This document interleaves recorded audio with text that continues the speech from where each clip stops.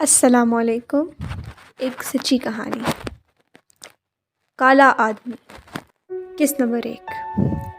یہ کہانی میری نہیں ہے، لیکن یہ میری کہانی اس لیے ہے کہ میں بھی ایک عورت ہوں، ایک لڑکی ہوں، اور یہ کہانی اس معاشرے کی تقریباً ہر لڑکی کے لیے ہے، اور یہ اس لیے تحریر کر رہی ہوں تاکہ اس قسم کے واقعات کی روک تھام ہو سکے۔ ایک دن میں اپنے گھر میں تھی کہ میری ایک دوست کشور مجھ سے ملنے چلی آئی۔ ہم کالج میں ایک ساتھ ہوا کرتے تھے۔ وہ بہت ہنس مکھ اور شوخ لڑکی تھی۔ دنیا بھر کے لطیفے اسے یاد تھے۔ وہ جب آتی کہکہوں کی برسات شروع ہو جاتی۔ کالج میں بھی اس کا یہی حال تھا۔ شوخ اور شریر ہونے کے ساتھ ساتھ وہ بے حد خوبصورت بھی تھی۔ اس کی سب سے بڑی خوبی جامہ زیبی تھی۔ وہ جو لباس پہن لیتی وہ اس پر سج کر رہ جاتا۔ اس کے والدین بھی خوشحال تھے، اچھا سا مکان، گاڑی، سب کچھ تھا اس کے پاس۔ آپ یہ سوچ رہے ہوں گے کہ میں نے اس کے لیے اتنی تمہید کیوں باندھی ہے، تو اس کی وجہ یہ ہے کہ یہ کہانی کشور ہی کی ہے، اسی لیے اس کا بیک گراؤنڈ بتانا ضروری ہے۔ خیر، تو اس دن کشور اپنے مزاج کے برخلاف بالکل خاموش تھی۔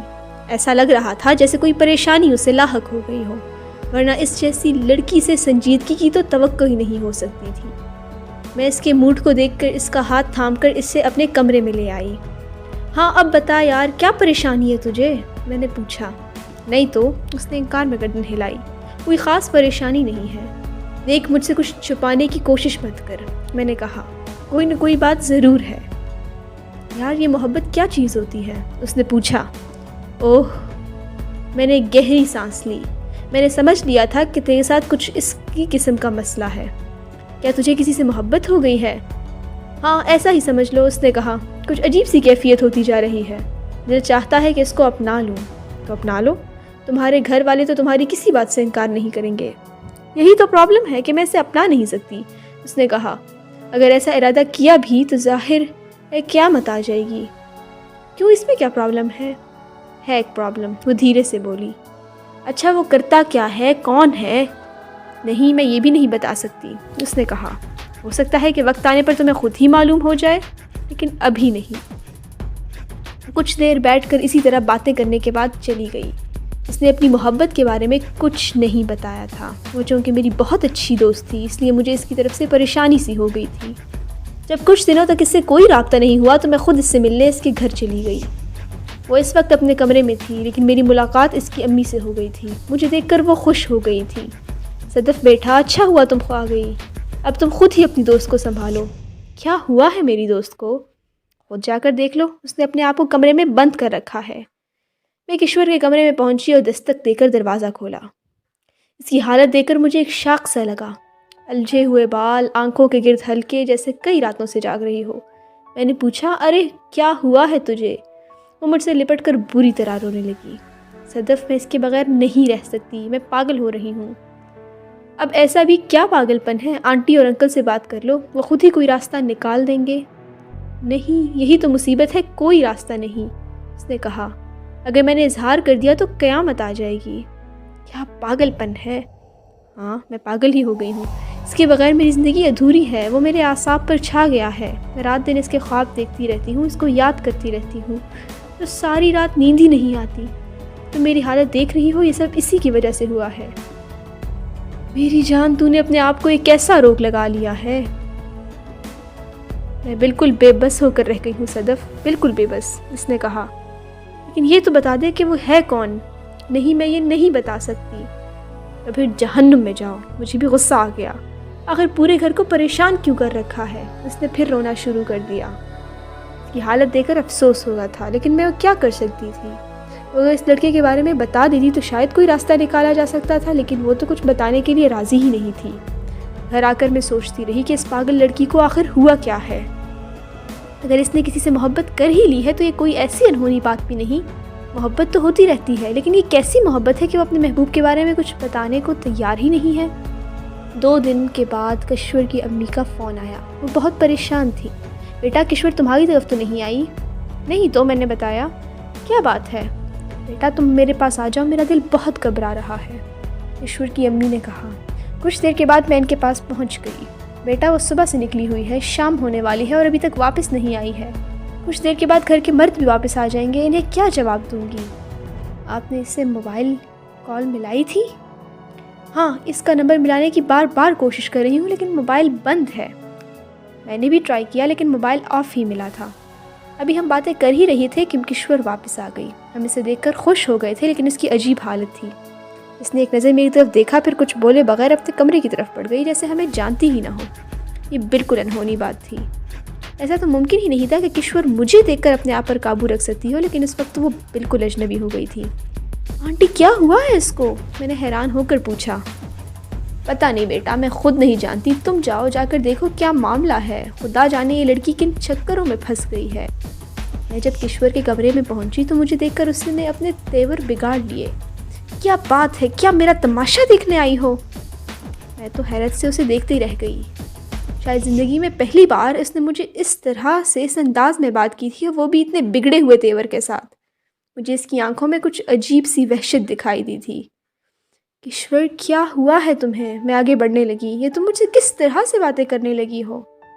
بس جاؤ یہاں سے، جس کو دیکھو ہمدردی کرنے چلا رہا ہے۔ کیا میں پاگل ہوں؟ تماشا بنا کر رکھا ہوا ہے، جاؤ۔ اس کے تیور ایسے ہو رہے تھے کہ میں اسی کمرے سے باہر نکل آئی۔ میں نے کشور کی امی کو ساری صورتحال بتا دی۔ آنٹی مجھے تو ایسا لگا ہے جیسے یہ کشور ہی نہیں ہے، یہ کوئی اور ہے۔ خدا خیر کرے۔ اس کی امی نے پریشان ہو کر اپنا سر تھام لیا۔ آنٹی سب ٹھیک ہو جائے گا، آپ سب صرف اس پر دھیان رکھیں۔ میرا خیال ہے کہ یہ معاملہ کچھ اور ہی ہے۔ ہاں بیٹا، اس وقت وہ جنونی ہو رہی ہے، لیکن کیوں؟ اب کچھ چھپانا فضول تھا، اس لیے میں نے بتا دیا۔ آنٹی آپ کی بیٹی کسی کو پسند کرنے لگی ہے۔ پسند کرنے لگی ہے؟ انہوں نے حیرت سے میری طرف دیکھا۔ اگر پسند کرنے لگی ہے تو اس میں ایسی کون سی بات ہو گئی؟ یہ تو ہوتا ہی رہتا ہے۔ یہی تو سمجھ نہیں آ رہا، میں نے کہا، اور وہ کچھ بتاتی بھی نہیں کہ وہ کون ہے۔ یہ تو واقعی عجیب بات ہے، کیونکہ ہم نے بھی اس سے کہہ رکھا ہے اگر کوئی ایسی بات ہو تو ہمیں بتا دے، ہم اس کے راستے میں کوئی رکاوٹ نہیں بنیں گے۔ پھر وہ کیوں نہیں بتا رہی؟ اب خدا ہی جانے کہ کیا سلسلہ ہے۔ کچھ دیر اور رہ کر میں اپنے گھر واپس آ گئی۔ راستہ بھر اس کے بارے میں سوچتی رہی، ایسا کیوں ہو رہا ہے، کیا ہو رہا ہے۔ دوسرے ہی دن اچانک کشور میرے پاس آ گئی۔ اس وقت وہ نارمل دکھائی دے رہی تھی۔ یہ اور بات کہ وہ پہلی جیسی تو نہیں تھی، پھر بھی بہت بہتر تھی۔ اس کی آنکھوں کی وحشت بھی کہیں کھو گئی تھی۔ سوری صدف، میں نے کل تیرے ساتھ کچھ اچھا سلوک نہیں کیا۔ میں رات بھر پریشان رہی۔ چلو کوئی بات نہیں، میں مسکرا دی۔ دیر آید درست آید۔ نہ جانے مجھے کیا ہوتا جا رہا ہے۔ اس نے گہری سانس لی۔ اس کی محبت نے مجھے کہیں کا نہیں رکھا۔ ویسے یہ احساس بھی ہے مجھ کو، اس کے باوجود میں بے بس سی ہو کر رہ گئی ہوں۔ چلو آج تو بتا دو کہ وہ ہے کون۔ ہاں آج تو یہی بتانے آئی ہوں، اس نے کہا۔ وہ بولتے بولتے رک گئی۔ ایسا لگا جیسے کسی نے اس کی زبان پکڑ لی ہو۔ ایک لمحے میں اس کی آنکھوں میں وہی وحشت نمایاں ہو گئی تھی، پھر اس نے شور کرنا شروع کر دیا۔ کیا میں پابند ہوں؟ کیوں بتاؤں کہ وہ کون ہے؟ اور یہ تم بار بار کیوں پوچھتی ہو؟ تمہارا اس سے کیا واسطہ ہے؟ میں واقعی سہم کر رہ گئی تھی۔ اس کی چیخ پکار سن کر امی بھی چلی آئی۔ کیا ہوا بیٹا، کس پر ناراض ہو رہی ہو؟ آنٹی آپ منع کریں اپنی بیٹی کو۔ کشور نے میری طرف اشارہ کیا۔ اس نے میرا دماغ خراب کر رکھا ہے، یہ کیوں بار بار ایک ہی سوال کرتی ہے مجھ سے؟ امی میں نے تو کچھ نہیں کیا، میں پریشان ہو کر بولی۔ اس وقت امی نے آنکھ سے اشارہ کر کے مجھے خاموش کروا دیا تھا۔ کشور اسی وقت ناراضی کے عالم میں چلی گئی۔ اس کے جانے کے بعد امی نے کہا، بیٹا اس لڑکی پر کوئی اثر ہے۔ اثر؟ میں نے حیرت سے امی کی طرف دیکھا۔ یہ کیا کہہ رہی ہیں آپ؟ ٹھیک کہہ رہی ہوں، اس کا یہ پاگل پن یوں ہی نہیں ہے۔ ویسے کیا بات ہوئی تھی؟ تم نے اس سے کیا پوچھ لیا تھا؟ امی کشور کسی کو پسند کرنے لگی ہے اور اس کے لیے پاگل ہو رہی ہے۔ جنونی کیفیت ہے اس کی، لیکن اس نے آج تک یہ نہیں بتایا کہ وہ کون ہے۔ آج اس نے بتانے کا ارادہ کیا تھا، لیکن بتاتے بتاتے اچانک رک گئی اور شور کرنے لگی۔ او خدایا، پھر تو یہ سراسر جادو ہے، امی نے کہا۔ یہ جس کو پسند کرتی ہے اسی نے اس پر کچھ کر رکھا ہے۔ امی اس دور میں یہ سب کیسے ہو سکتا ہے؟ یہ ہر دور میں ہو سکتا ہے۔ جاؤ اس کے گھر والوں سے کہو کہ اس کا توڑ کروائیں، ورنہ لڑکی ہاتھ سے چلی جائے گی۔ کشور کے گھر والے بہت ماڈرن قسم کے لوگ تھے، انہیں ایسی باتوں پر یقین نہیں تھا۔ میں نے کشور کی غیر موجودگی میں یہ بات اس کی امی، اس کے بھائیوں اور ابو کو بتائی تھی۔ ارے یہ سب ڈرامہ ہے ابو، اس کے ایک بھائی نے کہا۔ آج کل کس کے پاس اتنی فرصت ہے کہ وہ بیٹھ کر جادو کرتا رہے؟ تو پھر وہ کیوں اس کا نام نہیں بتاتی؟ وہ ہم لوگوں کے خوف سے نام نہیں بتاتی، دوسرا بھائی بھی بول پڑا۔ میرا خیال ہے کہ وہ اگر کسی کو پسند کرنے لگی ہے تو اس میں کوئی حرج نہیں ہے، اس کے ابو نے کہا۔ اس کو بلا کر سمجھ کر اس سے نام پوچھ لو، اگر وہ اچھا لڑکا ہے تو ہمیں اس رشتے پر کیا اعتراض ہو سکتا ہے؟ ہاں یہ طریقہ مناسب ہے، میں نے کہا۔ آپ لوگ اسے اطمینان دلا دیں کہ اس کی خواہش کا احترام کیا جائے گا۔ میں اسے یہیں لے کر آتی ہوں۔ ایشور کی امی اسے اس کے کمرے سے لے کر آ گئی۔ اس وقت وہ ہمیشہ کی طرح نارمل تھی۔ میری طرف دیکھ کر اس نے اپنائیت سے پوچھا، ارے تم کب آئی؟ بس ابھی آئی ہوں۔ بیٹا، کشور کے ابو نے اسے مخاطب کیا، ہم نے آج تک تم پر کوئی پابندی نہیں لگائی، تمہاری ہر خواب کو پورا کیا۔ بتاؤ یہ درست ہے یا نہیں؟ جی ابو، بالکل درست ہے۔ پھر تم نے یہ کیسے سمجھ لیا کہ تم نے جس کو پسند کیا ہے ہم اس کو ناپسند کریں گے؟ جی ابو، وہ بات یہ ہے کہ… بتاؤ کون ہے، کیا نام ہے اس کا؟ ابو وہ دراصل… اس نے اتنا ہی کہا تھا کہ ایک جھٹکے سے کھڑی ہو گئی۔ اس کی آنکھیں پھر سے وحشت زدہ ہو گئی تھی۔ نہیں بتاؤں گی اس کا نام، وہ چیخ کر غرائی۔ کیا سمجھ رکھا ہے تم لوگوں نے؟ جب دیکھو اس کا نام پوچھتے رہتے ہو، زندگی بھر نہیں بتاؤں گی۔ اتنا کہہ کر وہ دندناتے ہوئے اندر چلی گئی۔ سب کے سب سکتے میں رہ گئے تھے۔ پھر اس کے ابو نے دھیرے سے کہا، اس وقت وہ اپنے ہوش میں نہیں تھی، اس کی آنکھوں سے اس کی وحشت کا اظہار ہو رہا تھا۔ ہاں ابو، اس کے ایک بھائی نے بھی گردن ہلا دی۔ میں نے اس طرح اسے کبھی نہیں دیکھا، لگتا ہے جیسے کسی ٹرانس میں آئی ہو۔ خدا خیر کرے، اب کیا ہوگا میری بچی کا؟ کشور کی امی رونے لگی تھی۔ خدا پر بھروسہ کرو، وہ کوئی نہ کوئی راستہ نکال دے گا۔ آخر کون ہے وہ جس نے کشور کا یہ حال کر دیا ہے؟ اس کا بھائی غصے سے اپنی مٹھیاں بھینچنے لگا۔ ہوش میں آؤ، ایسے معاملات جوش سے نہیں حل کیے جاتے، اس کے لیے دوسرا راستہ ہوتا ہے۔ تو کیا کریں؟ خدا کے لیے کچھ کریں، کشور کی امی نے کہا۔ کسی عامل بزرگ کو بلا کر لائیں۔ ہاں، اس کا علاج روحانی ہی ہو سکتا ہے۔ کاش ایک بار یہ نام تو بتا دے، میں نے کہا۔ وہ نہیں بتائے گی بیٹا، تم نے دیکھ لیا کہ جب وہ نام بتانے لگتی ہے تو اس کی زبان پکڑ لی جاتی ہے۔ یہ سب کچھ حیرت انگیز ہو رہا تھا۔ میں نے اس قسم کے واقعات سنے تو تھے، لیکن یہ سوچا بھی نہیں تھا کہ خود میری سب سے عزیز دوست کے ساتھ ایسا کچھ ہونے لگے گا، اور میں اس پر اسرار کہانی کا خود ایک کردار بن جاؤں گی۔ میں گھر چلی آئی۔ میں اپنے گھر والوں کو بھی یہ سب بتا دیا تھا، کیونکہ وہ سبھی کشور سے بہت پیار کرتے تھے۔ 2 دنوں کے بعد کشور کی امی کا فون آیا۔ صدف بیٹا، کیا تم میرے گھر آ سکتی ہو؟ خیریت تو ہے نا آنٹی؟ میں نے گھبرا کر پوچھا۔ ہاں بیٹا، فی الحال خیریت ہی ہے، انہوں نے کہا۔ کشور کے ابو ایک بزرگ کو لے کر آنے والے ہیں، میں چاہتی ہوں کہ تم بھی اس موقع پر موجود رہو۔ کیوں نہیں، میں آ رہی ہوں۔ کچھ دیر بعد میں ان کے گھر پہنچ گئی تھی۔ گھر کا ماحول بھی اب کچھ اور ہو گیا تھا، ورنہ اس گھر میں ہر وقت کشور کے کہکہے گونجتے رہتے تھے۔ عجیب سوگوار کی فضا تھی۔ کشور کہاں ہے آنٹی؟ میں نے پوچھا۔ اپنے کمرے میں، انہوں نے بتایا۔ اس کے ابو ایک بزرگ کو لانے کے لیے گئے ہیں، تم کشور کے پاس جاؤ، جب وہ آئیں تو کشور کو کسی طرح ڈرائنگ روم میں لے آنا۔ میں جب کشور کے کمرے میں پہنچی تو وہ بالکل نارمل حالت میں بیٹھتی تھی۔ مجھے دیکھتے ہی وہ چہک اٹھی۔ اچھا ہوا یار تو خود آ گئی، ورنہ میں خود فون کر کے بلانے ہی والی تھی۔ گھر والوں نے تو میری زندگی عذاب کر دی ہے، نہ جانے کیا سمجھ رہے ہیں، مجھ پر جن آ گئے ہیں، کسی نے مجھ پر جادو کرا دیا ہے۔ کتنی بے وقوفی کی باتیں ہیں یہ سب۔ تو پھر یہ کیا ہے؟ کچھ نہیں یار، تھوڑی ایکٹیویٹی بس، اس نے مسکراتے ہوئے کہا۔ دیکھ، میں نے تجھے بھی بے وقوف بنا دیا نا۔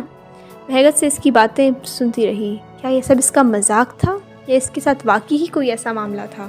یہ فیصلہ کرنا اس وقت مشکل ہو رہا تھا، لیکن اس وقت وہ بالکل نارمل تھی۔ وہ ہنس رہی تھی اپنے اسی پرانے انداز میں۔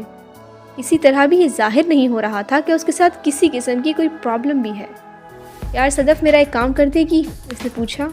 ہاں بتا، کیا کام ہے؟